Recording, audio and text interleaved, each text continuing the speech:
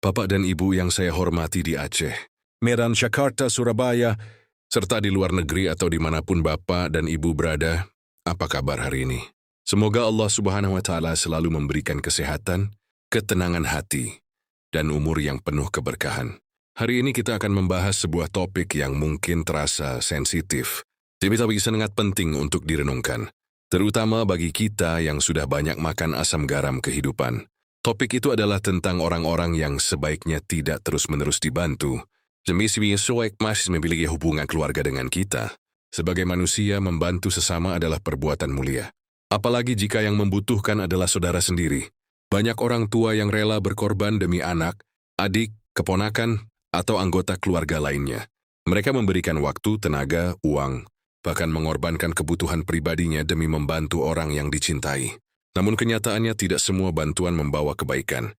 Jadi kalanya bantuan yang diberikan justru membuat orang lain semakin bergantung, semakin tidak bertanggung jawab, atau bahkan semakin berani memanfaatkan kebaikan kita. Ini tentang saya, tentang seseorang yang pernah berpikir bahwa membantu keluarga tanpa batas adalah bentuk kasih sayang yang paling tinggi. Setiap kali diminta bantuan, saya berusaha mengiyakan. Setiap kali ada masalah, saya merasa harus turun tangan. Namun seiring bertambahnya usia, saya mulai menyadari bahwa tidak semua pertolongan menghasilkan kebaikan. Ada bantuan yang justru membuat seseorang tidak belajar mandiri. Ada pula yang membuat hati kita sendiri terluka karena kebaikan yang diberikan tidak pernah dihargai. Di kehidupan nyata banyak orang tua yang mengalami hal serupa. Mereka terus membantu anggota keluarga yang sama selama bertahun-tahun.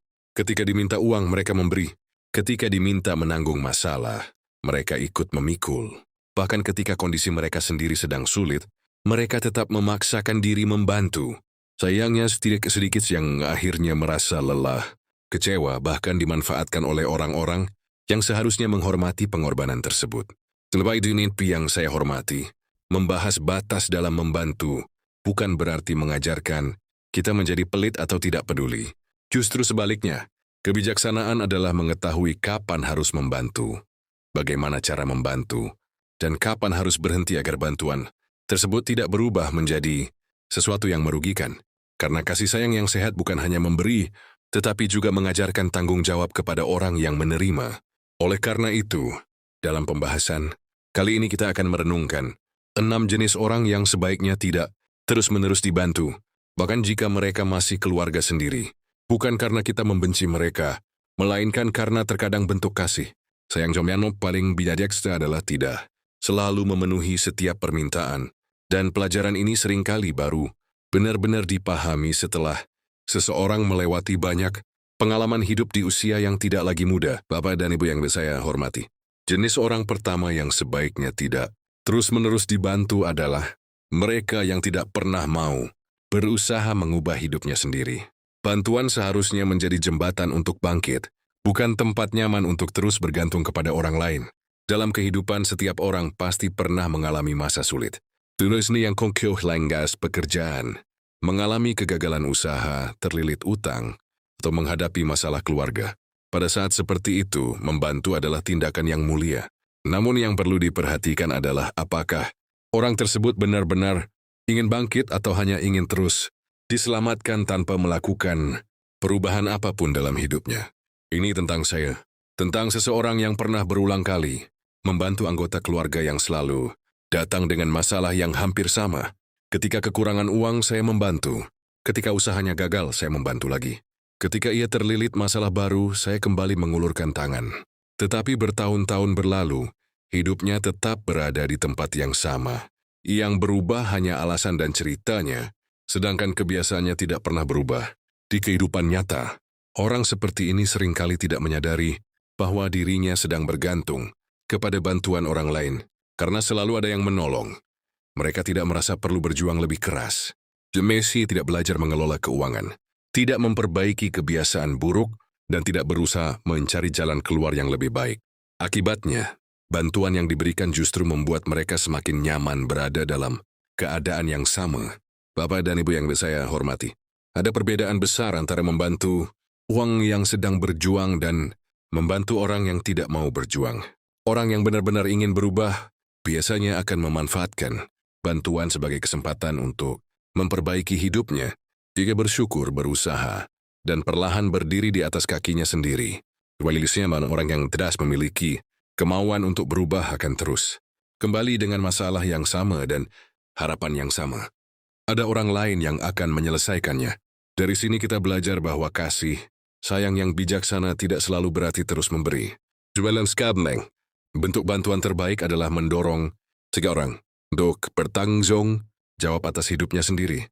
Karena tidak ada pertolongan yang mampu mengubah nasib seseorang jika ia sendiri tidak memiliki keinginan untuk berubah.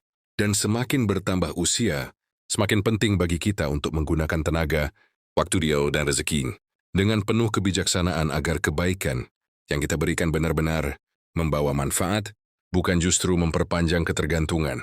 Bapak dan Ibu yang saya hormati, jenis orang kedua yang sebaiknya tidak terus-menerus dibantu adalah mereka yang tidak tahu berterima kasih. Bukan berarti kita harus mengharapkan balasan atas setiap kebaikan yang diberikan, tetapi rasa syukur dan penghargaan adalah tanda bahwa seseorang menghargai pengorbanan orang lain. Dalam kehidupan, ada orang yang ketika dibantu akan mengingat kebaikan tersebut sepanjang hidupnya. Mereka menjaga hubungan dengan baik, menghormati orang yang pernah menolongnya, dan berusaha membalas kebaikan itu dengan sikap yang baik. Namun ada juga orang yang setelah menerima bantuan, menganggap semuanya sebagai sesuatu yang biasa, dan bahkan merasa itu memang haknya. Ini tentang saya, tentang seseorang yang pernah membantu anggota keluarga dalam berbagai kesulitan. Ketika membutuhkan uang, saya membantu. Ketika menghadapi masalah, saya hadir. Namun yang menyakitkan bukanlah jumlah bantuan yang diberikan, melainkan ketika semua itu dianggap seolah tidak pernah ada. Bahkan terkadang, ketika suatu hari saya tidak bisa membantu, justru saya yang dianggap berubah dan tidak peduli. Di kehidupan nyata, orang yang tidak tahu berterima kasih seringkali sulit merasa cukup. Sebesar apapun bantuan yang diberikan, mereka akan cepat melupakannya. Yang mereka ingat justru satu kali saat keinginannya tidak dipenuhi. Akibatnya, orang yang terus membantu akan merasa lelah karena kebaikannya tidak pernah dihargai dengan hati yang tulus. Bapak dan Ibu yang saya hormati, membantu orang seperti ini tanpa batas seringkali hanya akan membuat hati terluka. Bukan karena kita mengharapkan pujian, tetapi karena hubungan yang sehat membutuhkan rasa saling menghargai. Jika seseorang terus menerima tanpa pernah menghargai pengorbanan orang lain, maka ia sedang kehilangan salah satu nilai penting dalam kehidupan. Dari sini kita belajar bahwa kebaikan harus diberikan dengan hati yang ikhlas, tetapi juga dengan kebijaksanaan. Karena orang yang tidak mampu menghargai bantuan kecil hari ini, seringkali juga tidak akan menghargai bantuan yang lebih besar di masa depan. Dan terkadang, menjaga jarak dari sikap seperti ini adalah cara terbaik untuk menjaga ketenangan hati dan hubungan keluarga tetap sehat. Bapak dan Ibu yang saya hormati, jenis orang ketiga yang sebaiknya tidak terus-menerus dibantu adalah mereka yang gemar mengulangi kesalahan yang sama tanpa mau belajar darinya. Karena bantuan yang diberikan berulang kali kepada orang seperti ini, seringkali hanya menjadi jalan untuk mengulang masalah yang sama. Di kemudian hari, setiap manusia tentu pernah melakukan kesalahan. Tidak ada seorang pun yang sempurna. Namun, yang membedakan seseorang adalah apakah ia mau mengambil pelajaran dari kesalahannya atau justru terus mengulanginya. Orang yang bijak akan menjadikan kegagalan sebagai pelajaran hidup, sedangkan orang yang tidak mau belajar akan terus jatuh ke lubang yang sama. Ini tentang saya, tentang seseorang yang berkali-kali membantu seorang anggota keluarga keluar dari masalah. Ketika usahanya gagal karena kecerobohan, saya membantu. Ketika ia kembali mengalami masalah karena keputusan yang sama, saya membantu lagi. Namun setelah bertahun-tahun saya menyadari bahwa yang berubah hanyalah situasinya, sedangkan pola kesalahannya tetap sama. Di kehidupan nyata, ada orang yang selalu mengalami masalah keuangan karena boros, tetapi tidak pernah belajar mengatur pengeluaran. Ada yang terus terlilit utang karena gaya hidupnya, tetapi tetap mengulangi kebiasaan yang sama. Ada pula yang berulang kali terjebak dalam masalah karena tidak mau mendengarkan nasihat orang-orang yang peduli kepadanya. Bapak dan Ibu yang saya hormati, membantu orang seperti ini tanpa batas seringkali membuat mereka merasa bahwa selalu ada jalan keluar yang disediakan oleh orang lain. Akibatnya, mereka tidak merasa perlu bertanggung jawab penuh atas keputusan hidupnya sendiri. Padahal kedewasaan lahir ketika seseorang berani menghadapi akibat dari pilihan yang dibuatnya. Dari sini kita belajar bahwa kasih sayang yang bijaksana tidak selalu berarti menyelesaikan setiap masalah orang lain. Kadang yang lebih dibutuhkan adalah membiarkan mereka belajar dari pengalaman hidupnya sendiri. Karena pelajaran yang diperoleh dari konsekuensi seringkali jauh lebih kuat daripada nasihat yang berulang-ulang diberikan. Bapak dan Ibu yang saya hormati, jenis orang keempat yang sebaiknya tidak terus-menerus dibantu adalah mereka yang hanya datang ketika membutuhkan sesuatu. Selama hidup berjalan baik, mereka jarang memberi kabar, jarang menunjukkan perhatian, dan jarang hadir dalam kehidupan kita.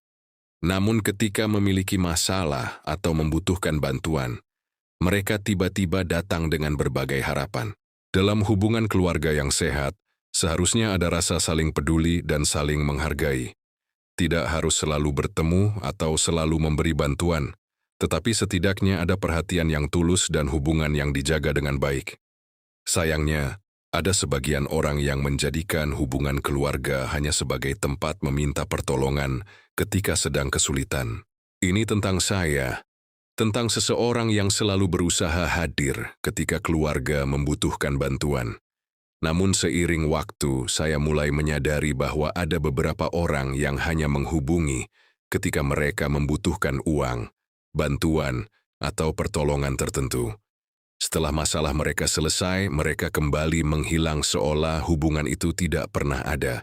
Di kehidupan nyata, sikap seperti ini sering membuat seseorang merasa dimanfaatkan. Bukan karena keberatan membantu, tetapi karena hubungan yang terjalin terasa tidak seimbang. Kita selalu ada untuk mereka, tetapi mereka tidak pernah benar-benar hadir untuk kita. Bahkan sekadar menanyakan kabar pun jarang dilakukan kecuali ada kepentingan tertentu. Bapak dan Ibu yang saya hormati, membantu orang seperti ini sesekali mungkin masih bisa dilakukan. Namun jika terus-menerus terjadi tanpa perubahan sikap, kita perlu lebih bijaksana dalam memberi. Karena hubungan yang sehat dibangun di atas rasa saling menghormati. Bukan hanya berdasarkan kebutuhan satu pihak saja. Dari sini kita belajar bahwa tidak semua permintaan harus selalu dipenuhi. Kadang menjaga batas adalah bentuk penghormatan terhadap diri sendiri. Karena kasih sayang yang tulus tidak seharusnya membuat seseorang merasa dimanfaatkan.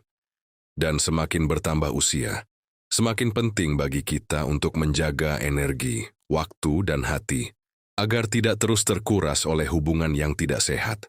Bapak dan Ibu yang saya hormati, jenis orang kelima yang sebaiknya tidak terus-menerus dibantu adalah mereka yang suka memanipulasi kebaikan orang lain. Mereka bukan hanya meminta bantuan, tetapi juga berusaha membuat kita merasa bersalah jika tidak memenuhi keinginannya. Orang seperti ini sering menggunakan hubungan keluarga, rasa kasihan, atau cerita kesedihan untuk mendapatkan apa yang diinginkan. Setiap kali permintaannya tidak dipenuhi, mereka membuat kita merasa seolah-olah kita adalah orang yang tidak peduli, tidak berperasaan, atau tidak menghargai hubungan keluarga. Ini tentang saya. Tentang saat pernah merasa bersalah setiap kali mengatakan tidak. Ada perasaan takut dianggap pelit, takut dianggap tidak sayang keluarga, atau takut merusak hubungan yang sudah lama terjalin. Akibatnya saya terus membantu meskipun sebenarnya kemampuan saya sangat terbatas, dan hati saya mulai merasa lelah.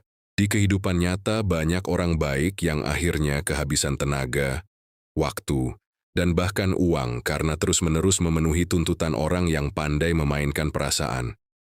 Mereka membantu bukan lagi karena ingin, tetapi karena takut disalahkan atau takut dianggap buruk oleh keluarga dan lingkungan sekitar. Padahal Bapak dan Ibu yang saya hormati, kebaikan yang lahir dari rasa takut dan tekanan bukanlah hubungan yang sehat. Membantu orang lain adalah perbuatan mulia, tetapi setiap orang juga memiliki hak untuk menjaga dirinya sendiri, menjaga keluarganya, dan menjaga kemampuannya agar tidak habis karena memenuhi tuntutan yang tidak ada akhirnya. Dari sini kita belajar bahwa mengatakan tidak pada waktu yang tepat bukanlah bentuk kebencian. Justru terkadang itu adalah bentuk kebijaksanaan. Karena jika kita terus membiarkan diri dimanfaatkan oleh orang yang suka memanipulasi, maka yang terluka bukan hanya diri kita sendiri, tetapi juga ketenangan hidup yang sudah susah payah kita bangun di usia yang tidak lagi muda. Bapak dan Ibu yang saya hormati, jenis orang keenam dan yang terakhir yang sebaiknya tidak terus-menerus dibantu adalah mereka yang justru menyakiti orang yang menolongnya. Ini mungkin terdengar menyedihkan, tetapi kenyataannya memang ada orang yang menerima banyak kebaikan, namun tetap membalasnya dengan sikap yang tidak baik. Dalam kehidupan, kita mungkin pernah bertemu dengan seseorang yang sudah berkali-kali dibantu. Ketika mengalami kesulitan, kita hadir. Ketika membutuhkan dukungan, kita memberikan pertolongan. Namun anehnya, setelah semua kebaikan itu diberikan, mereka tetap mudah mencela, menyalahkan, bahkan menyebarkan hal-hal yang menyakitkan tentang orang yang telah menolongnya. Ini tentang saya, tentang saat menyadari bahwa tidak semua orang menghargai ketulusan. Ada orang yang menerima bantuan dengan tangan terbuka, tetapi ketika keinginannya tidak lagi dipenuhi, sikapnya berubah. Semua kebaikan yang pernah diberikan seolah hilang begitu saja, dan yang tersisa hanyalah kritik, tuntutan, dan kekecewaan yang diarahkan kepada orang yang pernah menolongnya. Di kehidupan nyata, orang seperti ini seringkali tidak melihat bantuan sebagai bentuk kasih sayang. Mereka menganggapnya sebagai kewajiban orang lain. Karena itu, ketika suatu hari bantuan tidak lagi diberikan, mereka merasa berhak marah atau menyalahkan. Akibatnya, hubungan yang seharusnya dipenuhi rasa terima kasih justru berubah menjadi sumber luka dan kesedihan. Bapak dan Ibu yang saya hormati, membantu orang yang terus menyakiti kita bukanlah tanda kesabaran tanpa batas. Ada saatnya kita perlu menjaga diri dan menyadari bahwa hubungan yang sehat harus dibangun dengan rasa hormat yang saling diberikan. Jika seseorang terus melukai hati orang yang menolongnya, maka ia sedang menunjukkan bahwa dirinya belum siap menghargai kebaikan yang diterimanya. Dari sini kita belajar bahwa kasih sayang tidak berarti membiarkan diri terus terluka. Menjaga jarak dari orang yang berulang kali menyakiti bukanlah tindakan yang kejam, melainkan bentuk penghormatan terhadap diri sendiri. Karena di usia senja, ketenangan hati adalah nikmat yang sangat berharga, dan tidak seharusnya dikorbankan demi mempertahankan hubungan yang terus membawa luka. Bapak dan Ibu yang saya hormati, setelah membahas 6 jenis orang yang sebaiknya tidak terus-menerus dibantu, ada satu hal penting yang perlu kita pahami bersama. Pembahasan ini bukan bertujuan mengajarkan kita untuk menjadi orang yang pelit, keras hati, atau tidak peduli terhadap keluarga. Justru sebaliknya, ini adalah pelajaran tentang bagaimana menempatkan kebaikan pada tempat yang tepat. Seringkali, orang yang paling mudah dimanfaatkan adalah orang yang memiliki hati baik. Karena tidak tega melihat orang lain kesulitan, mereka terus memberi. Karena takut menyakiti perasaan keluarga, mereka terus mengalah. Dan karena ingin menjaga hubungan tetap baik, mereka terus berkorban meskipun dirinya sendiri mulai kelelahan. Ini tentang saya. Tentang saat menyadari bahwa tidak semua pengorbanan menghasilkan kebaikan. Ada bantuan yang memang menolong seseorang bangkit. Tetapi ada juga bantuan yang justru membuat orang semakin bergantung, semakin tidak bertanggung jawab, dan semakin terbiasa memanfaatkan kebaikan orang lain. Di kehidupan nyata, kita sering melihat orang tua yang menghabiskan tabungan masa tuanya untuk membantu keluarga yang tidak pernah berubah. Mereka rela mengorbankan kebutuhan sendiri demi memenuhi permintaan yang datang berulang kali. Namun pada akhirnya, Mereka justru hidup dalam kesulitan karena tidak pernah berani menetapkan batas yang sehat. Bapak dan Ibu yang saya hormati, kasih sayang yang bijaksana bukan berarti selalu mengatakan "ya". Kadang-kadang, kasih sayang yang sesungguhnya justru mengajarkan seseorang untuk belajar bertanggung jawab atas hidupnya sendiri. Karena jika kita terus menyelesaikan semua masalah orang lain, mereka mungkin tidak akan pernah belajar menyelesaikan masalahnya sendiri. Dari sini kita belajar bahwa membantu adalah perbuatan mulia. Tetapi membantu tanpa kebijaksanaan bisa menjadi sumber masalah baru. Oleh karena itu, setiap kebaikan perlu disertai pertimbangan yang matang, agar bantuan yang diberikan benar-benar membawa manfaat, bukan justru memperpanjang kesalahan dan ketergantungan yang merugikan semua pihak. Bapak dan Ibu yang saya hormati, semakin bertambah usia, semakin kita memahami bahwa hidup tidak hanya membutuhkan hati yang baik, tetapi juga kebijaksanaan. Karena kebaikan tanpa batas terkadang membuat seseorang kehilangan ketenangan, kehilangan tenaga, bahkan kehilangan kesempatan untuk menikmati hidup yang masih diberikan Allah Subhanahu wa Ta'ala. Banyak orang tua yang sepanjang hidupnya terbiasa menjadi tempat bergantung bagi keluarga. Mereka selalu hadir ketika dibutuhkan, selalu membantu ketika ada masalah, dan selalu berusaha menjadi penolong bagi siapa saja yang datang meminta bantuan. Itu adalah sifat yang mulia. Namun ketika semua dilakukan tanpa batas yang sehat, seringkali yang terjadi adalah kelelahan batin yang tidak terlihat oleh siapapun. Ini tentang saya, tentang saat mulai menyadari bahwa saya juga manusia yang memiliki keterbatasan. Ada masa ketika saya merasa harus menyelesaikan semua masalah keluarga. Saya berpikir bahwa jika saya tidak membantu, maka saya adalah orang yang tidak peduli. Namun seiring waktu saya belajar bahwa tidak semua beban harus saya pikul sendirian. Di kehidupan nyata, banyak orang yang hidup lebih tenang setelah belajar mengatakan cukup pada hal-hal yang memang perlu dibatasi. Mereka tetap membantu sesuai kemampuan, tetap peduli kepada keluarga, tetapi tidak lagi mengorbankan kesehatan, ketenangan, dan masa depan mereka sendiri demi memenuhi permintaan yang tidak ada habisnya. Bapak dan Ibu yang saya hormati, menetapkan batas bukan berarti memutuskan kasih sayang. Justru batas yang sehat membuat hubungan menjadi lebih jujur dan lebih seimbang. Kita masih bisa menolong tanpa harus mengorbankan diri sendiri. Kita masih bisa menyayangi tanpa harus selalu memenuhi semua keinginan orang lain. Dari sini kita belajar bahwa salah satu bentuk kebijaksanaan terbesar di usia senja adalah mengetahui kapan harus memberi, kapan harus menahan diri, dan kapan harus membiarkan seseorang belajar dari kehidupannya sendiri. Karena pada akhirnya, kita tidak bisa menjalani hidup orang lain. Yang bisa kita lakukan adalah membantu dengan bijaksana, mendoakan dengan tulus, dan menjaga hati agar tetap tenang dalam setiap keadaan. Bapak dan Ibu yang saya hormati, dari semua yang telah kita renungkan bersama, kita memahami bahwa membantu orang lain adalah salah satu perbuatan yang sangat mulia, terlebih jika yang membutuhkan adalah keluarga sendiri. Namun kehidupan telah mengajarkan bahwa tidak semua bantuan membawa kebaikan jika diberikan tanpa batas dan tanpa kebijaksanaan. 6 jenis orang yang telah kita bahas bukanlah orang yang harus dibenci atau dijauhi sepenuhnya. Mereka tetap keluarga, tetap sesama manusia yang patut dihormati. Namun kita perlu memahami bahwa kasih sayang yang sehat tidak selalu berarti memenuhi setiap permintaan.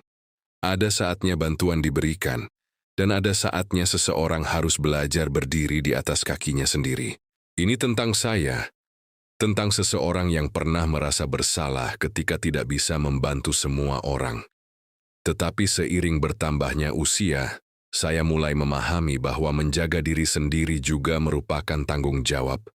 Karena jika hati terus terluka, jika tenaga terus terkuras, dan jika kehidupan sendiri menjadi berantakan, maka kita pun tidak akan mampu menjadi penolong yang baik bagi siapapun. Di kehidupan nyata, Banyak orang tua yang akhirnya menemukan ketenangan setelah belajar menetapkan batas. Mereka tetap memiliki hati yang lembut, tetap suka menolong, dan tetap peduli terhadap keluarga. Namun mereka tidak lagi membiarkan dirinya dimanfaatkan, ditekan, atau terus-menerus menjadi tempat pelarian bagi orang yang tidak mau bertanggung jawab atas hidupnya sendiri. Bapak dan Ibu yang saya hormati, hidup di usia senja seharusnya menjadi masa untuk menikmati ketenangan, memperbanyak rasa syukur, dan menjaga kesehatan hati. Jangan biarkan kebaikan yang dimiliki berubah menjadi sumber kesedihan hanya karena tidak disertai kebijaksanaan. Karena Allah tidak meminta kita memikul seluruh beban orang lain. Allah hanya meminta kita berbuat baik sesuai kemampuan dan dengan niat yang tulus. Dan untuk Bapak dan Ibu yang masih setia bersama dalam perjalanan ini, semoga Allah Subhanahu wa Ta'ala memberikan hati yang bijaksana, pikiran yang jernih, dan kehidupan yang penuh ketenangan. Tetaplah menjadi pribadi yang baik, tetapi jangan lupa menjaga diri sendiri. Jangan lupa untuk like, komen, dan subscribe YouTube Hikmah di ujung usia, agar kita bisa terus saling menguatkan melalui renungan kehidupan yang penuh hikmah, pelajaran, dan makna di usia senja.